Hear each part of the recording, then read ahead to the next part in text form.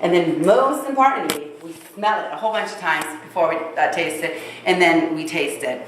And we do that in multiple sips.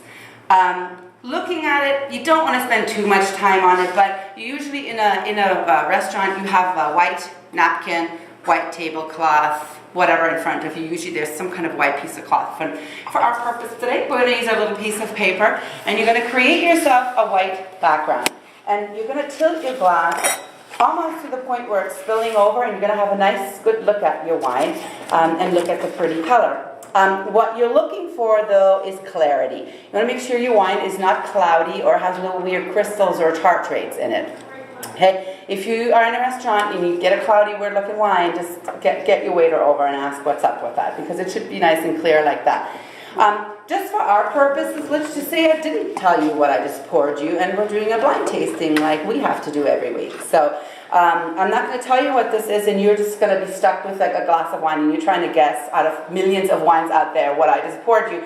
So sometimes you can kind of rule out what it's not going to be. So that's already helpful when you're doing a blind tasting.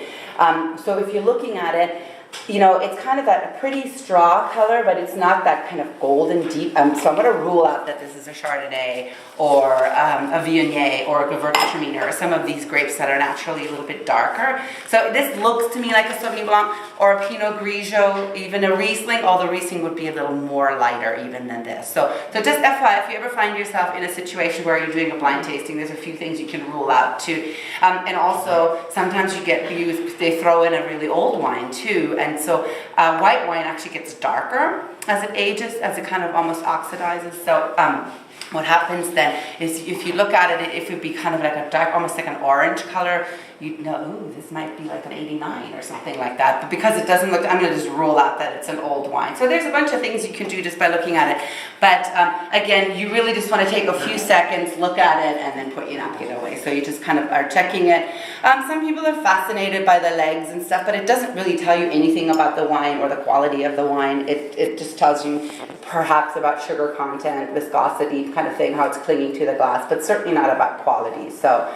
And then you actually want to find yourself a little surface. That's probably the easiest way of doing it. And you want to move your glass in circles and swirl it around, or if you do this a lot like me, you can do it up in the air, but it's easiest if you do it on the table. And you want to swirl it. And we're adding some oxygen in here. Now we're aerating the wine right now, which releases the aromas and the flavors. And then once you think you've given it a good swirl, you want to start smelling your wine. And the deeper you can get your nose into your glass, the better, the more you can smell. And you can either, some people, like I like taking short little whiffs like that, or some people prefer long whiffs, whatever you're comfortable with. And the reason why I'm saying smelling is so important, and when we evaluate a wine, us wine issue, we smell it and swirl at least 5 or 6 times before we actually taste it. And here's the reason why. So we have to go back to high school a little bit here. Remember how you can only taste 4 things on your tongue? Sweet, sour, salty, and bitter, right? So those are the 4. Well, hopefully take away salty because we're tasting wine.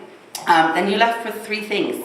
And when you're evaluating a wine, that's not enough. So you have to kind of dig deep in your brain, because you can smell thousands of different things. I think they've identified 3,500 different smells at this point already. So you know how we've all had that bad cold, and you can't smell a thing, but you also can't taste anything. So you're just eating that plain chicken soup or whatever. So because you can't taste anything anyway. So that's really, really closely related.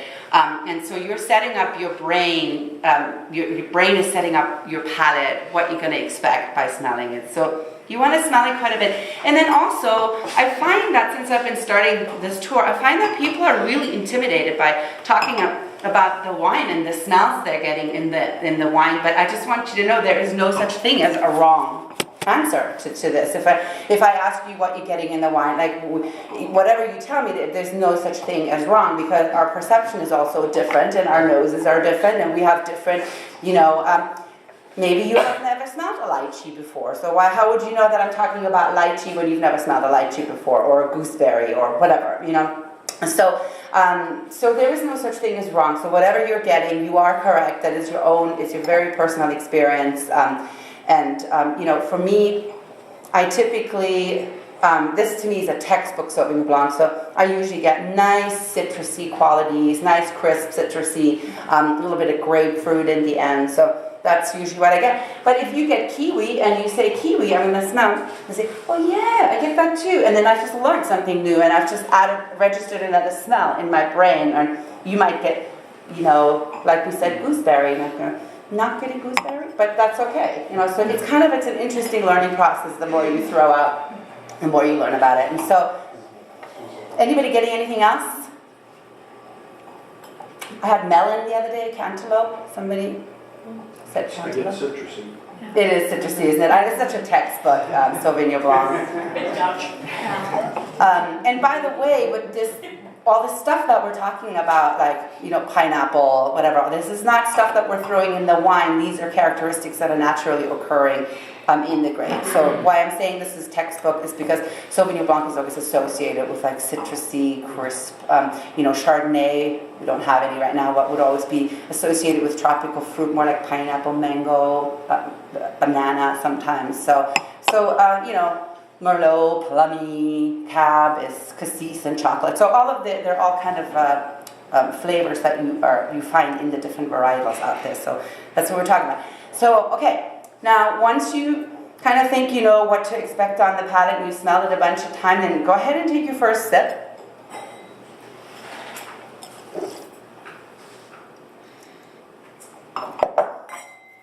And at this point, I like looking at people's faces because it's like, whoa. Unfortunately, the first sip that you're going to take of a wine is not at all what your wine tastes like. This is not the wine, what you're tasting. What you're tasting right now is a big battle going on in your mouth right now between the acid in the wine and the protein that's in your saliva. So your brain is going, whoa, your palate's going, whoa. So unfortunately, there's nothing we can do about this. So basically, just take that first sip, wait a couple of seconds, and take another sip.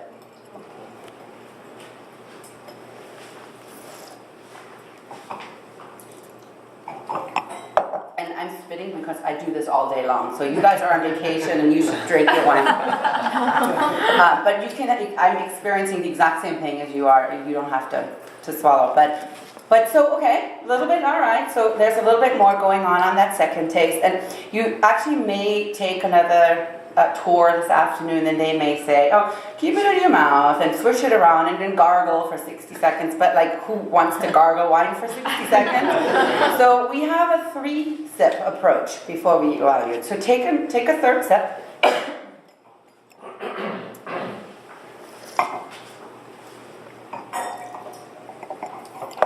And that is your wine now. So after the third sip, it's actually, I'm not saying everybody's going to love this wine, and you don't have to love and agree with me about this, but this is the most telling of the 3 sips so far. So you can make an evaluation whether you like this wine or not. So you're going to get acidity right now on the inside of your cheeks, not just right now, all the time, inside of your cheek and the side of your tongue. This is pretty acidic. Sweetness you get at the tip of your tongue. Not that much there. And then bitterness you get at the back of your tongue. So that's where I'm getting the grapefruit right now, kind of bitterness. If this were like an oaky wine, it has a little bit of oak, but we definitely try to make it more about the fruitiness, the citrusy brightness. Oak you would get kind of right in here. That's where you kind of experience the oak, if it's done right. I mean, sometimes it's like in your face oak, but if it's done right, it's kind of here at the end. And then that last little thing that you're experiencing, which is kind of that sensation of going down what you're feeling in your throat, that is your finish.